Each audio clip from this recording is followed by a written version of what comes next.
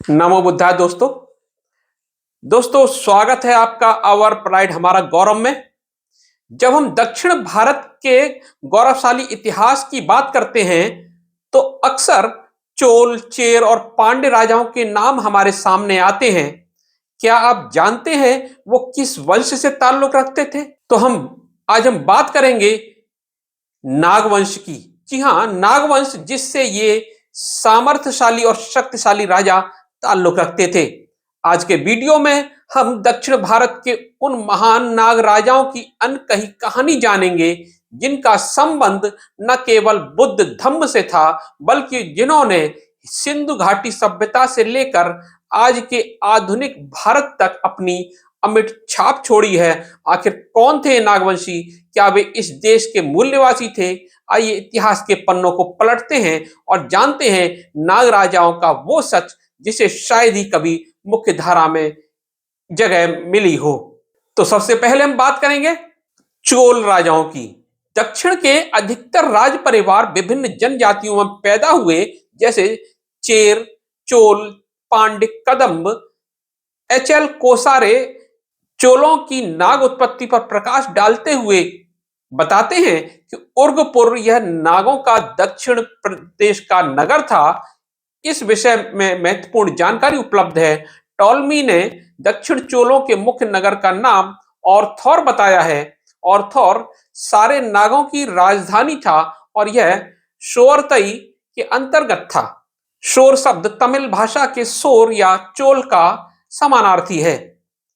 शोर नाम से स्पष्ट है कि यह किस राजा की राजधानी ऑर्थौर थी। वह नागवंश का था, किंतु वह शोर यानी चोल कहलाता था क्योंकि वह शोर अतई का चोल शासक था। आर्यों ने पूर्व निवासी जातियों के प्रति अपनी घृणा व्यक्त करने के लिए उनका नामकरण चोल अथवा चोर किया। कनिंघम ने बताया कि त्रिचनापल्ली के निकट स्थित उर्गपुर ही ऑर्थौर है, अतः यह दक्षिणी चोल का राज्य था और वो नाग थे। लंका तथा श्याम के बौद्ध पारंपरिक साहित्य में नाग देश को मजेरिक कहा गया है। कुछ लोगों के अनुसार मजेरिक डायमंड संड के निकट है और अन्य कुछ लोगों का मत यह है कि कराची के निकट है। महावंश में मजेरिक को नागभूमि कहा गया है। टॉलमी द्वारा बतलाए गए वत्सरो नाग को कनिंघम ने मजेरिक नाग से एक रूप बताया है। टॉलमी द्वारा उल्लेखित मलंग को मजेरिक नागों की राजधानी बताया है। उसी प्रकार हुइनसांग द्वारा वर्णित मजेरिक के भव्य स्तूप धनकटक के भव्य स्तूप हैं, जो ईस्वी सन के प्रथम या दूसरी सदी के रहे होंगे। धनकटक एक धार्मिक केंद्र था और मलंग अर्थात बेंगी राजधानी थी। पल्लवों की बात करेंगे हम। दक्षिण भारत के पल्लव राज परिवार की उत्पत्ति चोल राजाओं से हुई, अतः वे भी नाग थे। वोगिल के अनुसार पल्लवों ने चतुर्थ शताब्दी से लेकर 8वीं सदी के मध्य तक कोरोमंडल के तट पर राज किया। पल्लवों की उत्पत्ति के संबंध में तमिल साहित्य में बहुत ही मनोरंजक कथा है कि उनकी उत्पत्ति चोल परिवार से हुई, जो प्राचीन काल के कोरोमंडल के शासक थे। यह कथा बताती है कि पहला टोंडाइमन यानी पल्लव चोल राजा का एक नाग कन्या से उत्पन्न पुत्र था। पल्लवों के शिलालेखों में नाग कन्या को अप्सरा कहा गया है, मगर गंगा पल्लवों में उसे नागी कहा गया है। जायसवाल उन्हें वाकाटकों की शाखा बताते हैं जो नाग थे। एक और राज परिवार था जिसका नाम कदंब था। कदंब कृष्ण बर्मन के देवगिरी के शिलालेख से ऐसा जान पड़ता है कि इस राज परिवार की उत्पत्ति नागवंश से थी। गुस्ताव ओपर्ट ने कदंब राज परिवार की उत्पत्ति की 3 कथाएं कही हैं। गुस्ताव ओपर्ट ने अपने विचार का आधार बताते हुए लिखते हैं कि मेरा विचार है कि राज परिवार के लोग, जिन्हें हम कदंबा पुकारते थे क्योंकि दोनों के रीत रिवाज समान थे, जिन्होंने अपने नाम में थोड़ा परिवर्तन करके कुरुम्बा से कदंबा बना लिया, और कदम के वृक्ष की कहानी बाद के काल की गढ़ी हुई है ताकि नामकरण की कथा को स्पष्ट किया जा सके। बाद के काल में हम कदम लोगों को दक्षिण भारत के अंतिम बड़े राज परिवार से जुड़ा हुआ पाते हैं, यानी विजयनगर के राजा हरे कृष्ण राय के साथ। उस राज्य का संस्थापक भी कुरुम्ब वंश का था। यह भली भांति प्रमाणित होता है कि इन कुरुम्बा या कदम्बों का संबंध विजयनगर के अंतिम राज परिवार के साथ था, जो यादव थे। यादव भी मूल रूप से नाग थे, अतः कदम्बों का राज परिवार भी नाग उत्पत्ति का था। रट्ठ नाग, इनके बारे में बात करेंगे।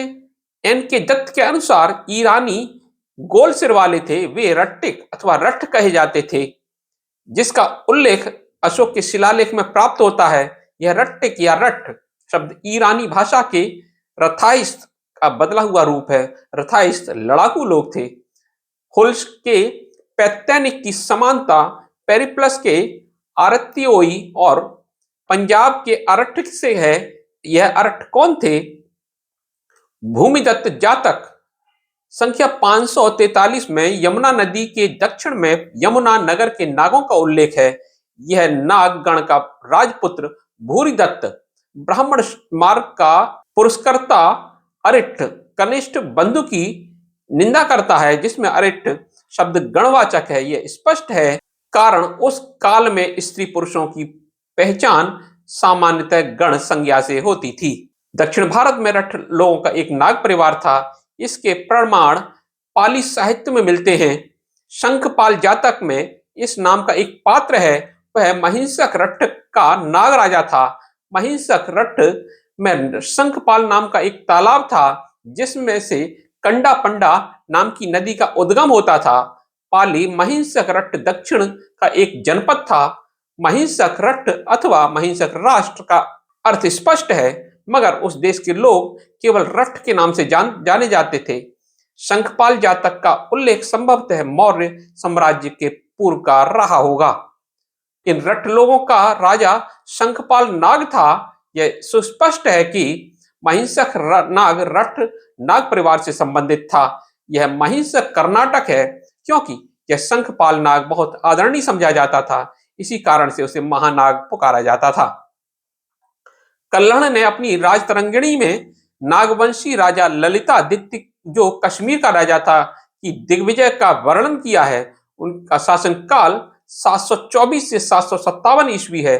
उसने कन्नौज के राजा यशोवर्मन को हरा दिया। बंगाल के गौड़ राजा को विजित करने के बाद उसने चालुक्यों पर कावेरी घाटी में कर्नाट या रट्ठ, कांची देश के पल्लव और कदम्ब देश के सप्त कोंकण में विजय पाई। इसी प्रकार सौराष्ट्र यानी द्वारिका के राजा तथा अंत में अवंती यानी मालवा के राजा आदि को भी अधिकार में कर लिया।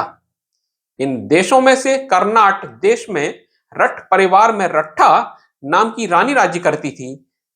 कलट्ठा ने कहा है कि उसने स्वयं ही अपनी हार मानते हुए ललितादित्य की विजय स्वीकार कर ली थी। सीवी वैद्य रट्ठा रानी के परिवार का संबंध पूर्वी घाटी के क्षेत्र में तलाश किया है। कल्हण ने उसका वर्णन कर्नाट क्षेत्र की रट्ठ रानी की परिवार के रूप में किया है। कर्नाट देश का संबंध कर्नाटक से बतलाया जाता है तथा पाली साहित्य में उस क्षेत्र को महिंसक पुकारा जाता है तथा संस्कृत में महिंसक। इससे यह निष्कर्ष निकाल सकते हैं कि 7वीं तथा 8वीं सदी में कर्नाटक में रट्ठ नाग परिवार के राजाओं का शासन था। इस निष्कर्ष से महिंसक रट्ठा का अर्थ भी स्पष्ट हो जाता है। महिंसक देश में रट्ठा नाग राजा शंखपाल का राज्य था। हम चालुक्यों और राष्ट्रकूट की बात करेंगे। सीवी वैद्य ने कहा है कि चालुक्य अथवा चाल के सोलंकी थे। कांची के पल्लवों का प्रतिनिधित्व पालवे कुल के नाम से किया जाता है। कोंकणपुर के कदम्ब यानी वनवासी का प्रतिनिधित्व कदम करते हैं। इस प्रकार दक्षिण के सभी 3 प्रमुख राज्य 7वीं सदी के प्रारंभ में महारठी या महारठा थे।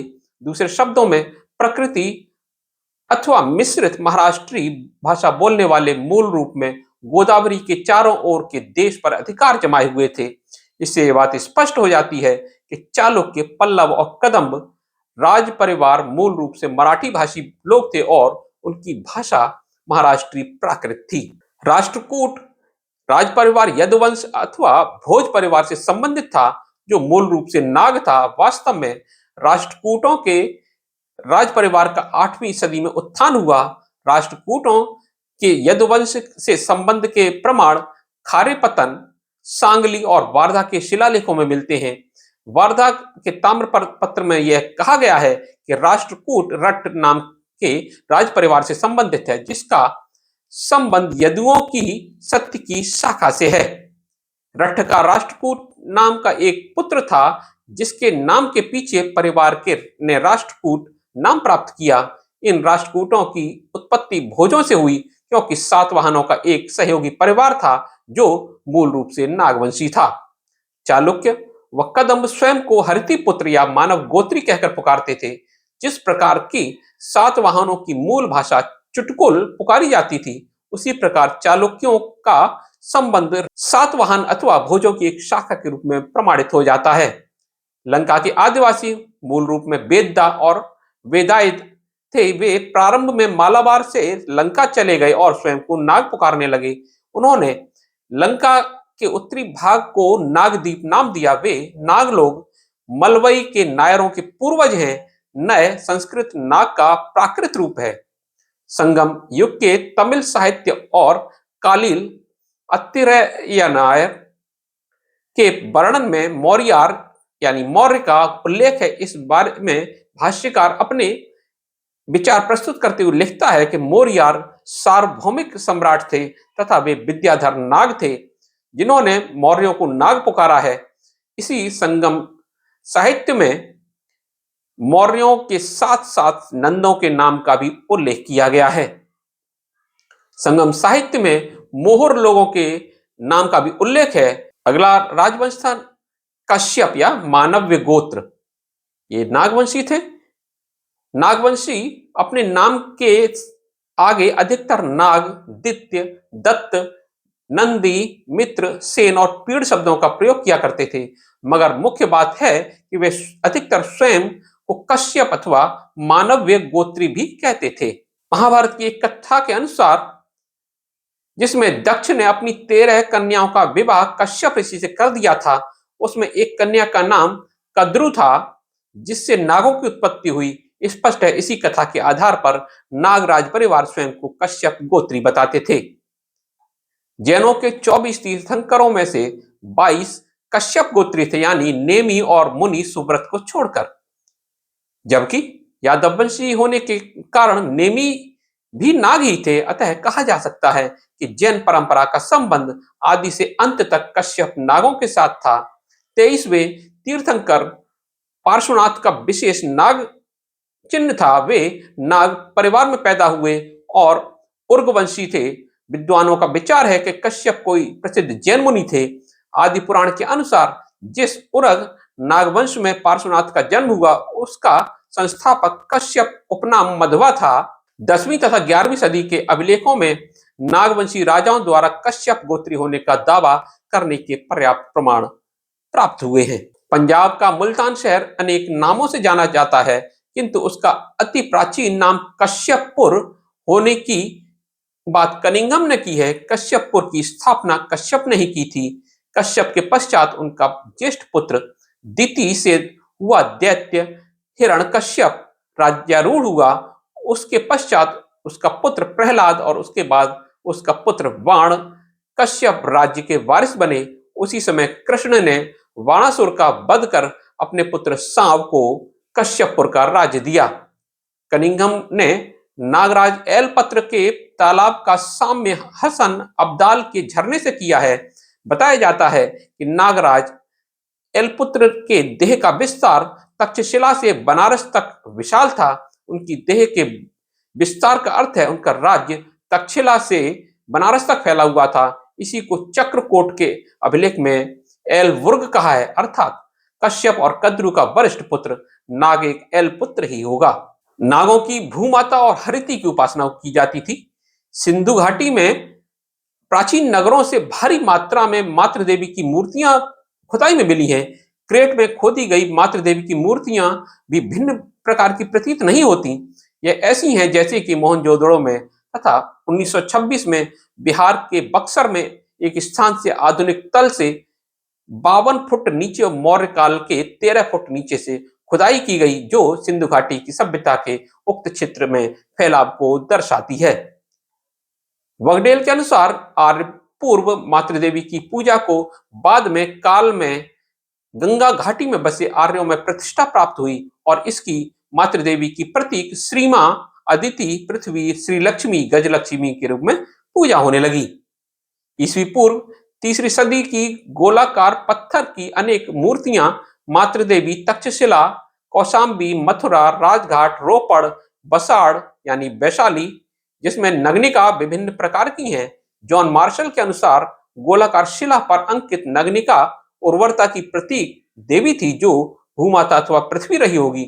यहाँ विचारणी महत्वपूर्ण बात यह है कि हड़प्पा की खुदाई में जो मोहरें मिली हैं उन पर उर्वरता की देवी नग्निका की उभरी हुई आकृति है और उसके जननेंद्री में से पौधा निकलता दिखाई देता है। गोलाकार शिला पर अंकित तक्षशिला और कौसम की उर्वरता की देवी की प्रतिमाओं का हड़प्पा मोहनजोदड़ो से प्राप्त उर्वरक देवी में विचित्र साम्य विचारणीय है। महापाषाणकालीन लोगों के वांशिक और सांस्कृतिक एकात्मता का प्रमाण जिसमें प्रचलित मातृदेवी की आराधना में दिखाई देता है। विदर्भ में माहुरझरी से महापाषाण कालीन स्तर की खुदाई में मातृदेवी की नग्न कबंधा मूर्ति प्राप्त हुई है। इस मातृदेवी का मुख्यतया अस्तित्व महाराष्ट्र के विभिन्न प्रदेशों में और कर्नाटक के इतिहास काल के प्रारंभ काल में दिखाई देता है। मातृदेवी की मूर्तियां सातवाहन और चालुक्यों के काल में बहुत संख्या में प्राप्त हुई हैं। ईसा पूर्व की कुछ सदियों में इस मातृदेवी की मूर्तियों का प्रसार बहुत विशाल था। हिंदू संस्कृति में इस नग्न कबंधा को लज्जा गौरी के नाम से जाना जाता है। ऐसी ही मातृदेवी की मिट्टी की मूर्तियां जो 6 से 9 इंच ऊंची हैं, नेवासा के ताम्रयुगीन स्तर से प्राप्त हुई हैं। इससे स्पष्ट होता है कि प्राचीन काल में महाराष्ट्र में सांस्कृतिक जीवन में मातृदेवी का स्थान सर्वश्रेष्ठ माना गया था। यह मातृदेवी प्राचीन काल में महाराष्ट्र में सब जगह पूजी जाती थी। वहां से भारी संख्या में मिली नग्न कबंधा की प्रतीकात्मक उर्वरता की देवी भूमाता अथवा पृथ्वी माता है। ऐसी मूर्तियां हड़प्पा से मिली हैं जिससे सिंधु घाटी सभ्यता की समानता महाराष्ट्र की प्राचीन सभ्यता से दिखाई पड़ती है।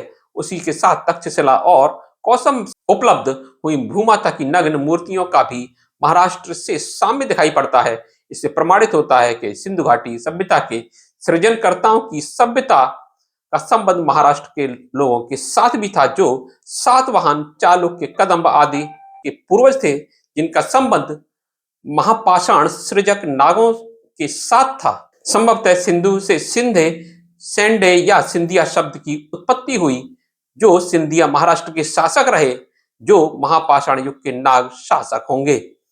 वासुदेव शरण अग्रवाल ने India as known to Panini नामक रचना में भूमाता की प्राचीन मिट्टी की मूर्तियों का छायाचित्र दिया है। उसके हाथ सर्पों से घिरे हैं और उसके मस्तिष्क पर वनस्पति उगाई है। यह मूर्ति तैत्तिरीय संहिता, ऐत्रेय ब्राह्मण तथा शतपथ ब्राह्मण की सर्परागी है। पृथ्वी को सर्परागी कहते हैं। कद्रु या पृथ्वी नागों की माता थी, इसलिए पाताल को नागलोक भी कहा जाता है। हरिति बौद्ध धर्म की परंपरा में मातृदेवी मानी गई हैं और ईस्वी सन के प्रारंभ से उत्तर भारत के मध्य एशिया से मगध तक तथा बंगाल में भी लोकप्रिय मातृदेवी के रूप में पूजा जाता है। मातृदेवी हरिति के पुत्र कहलाने की प्रथा थी। यह सातवाहनों की मातृ वंश परंपरा से अनुरूप है। वैसे ही यह नागवंशी लोगों की मातृदेवी से साम्यता रखने वाली है।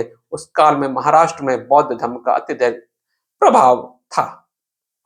बौद्ध धर्म के प्रभाव के कारण ही बौद्ध परंपरा में पूजनीय मानी गई मातृदेवी हरिति को ही चालुक्य, कदंब और चिटकुल ने अपने कुलों की मातृदेवी के पद पर प्रतिष्ठित किया। यह स्पष्ट है। दक्षिण में शतकर्णी, कदंब और चालुक्यों की तरह प्रारंभ में वाकाटक भी स्वयं को हरिति पुत्र कहलाते थे।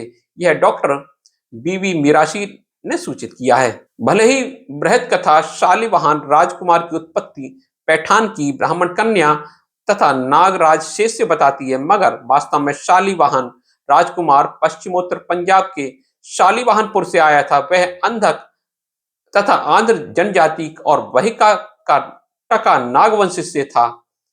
उसकी जनजाति गणतंत्र थी और मात्र प्रधान परिवार था। उसका हर सदस्य एक वीर सैनिक होता था, यानी उसकी नागरिक सेना थी। इसी प्रकार दक्षिण के चेर, सेर, चोल, कदम, पल्लव, रठ, चालुक्य, राष्ट्रकूट राज परिवार भी मूल रूप से नाग उत्पत्ति से ही थे। स्पष्ट है, सातवाहन लोगों का संबंध नाग लोगों से था, यानी सातवाहन हड़प्पाइयों की संतान थे। तो दोस्तों, ये थी दक्षिण भारत के नाग राजाओं की वो गाथा जो हमें हमारे गौरवशाली और समृद्ध अतीत से जोड़ती है। यह इतिहास केवल राजाओं की जीत नहीं, राजाओं की कहानी नहीं, हमारी संस्कृति और पहचान का प्रतीक है। अगर आपको यह जानकारी महत्वपूर्ण लगी हो तो इस वीडियो को लाइक करें और अपने दोस्तों के साथ शेयर करना न भूलें, ताकि हमारी विरासत का ये सच हर किसी तक पहुंच सके।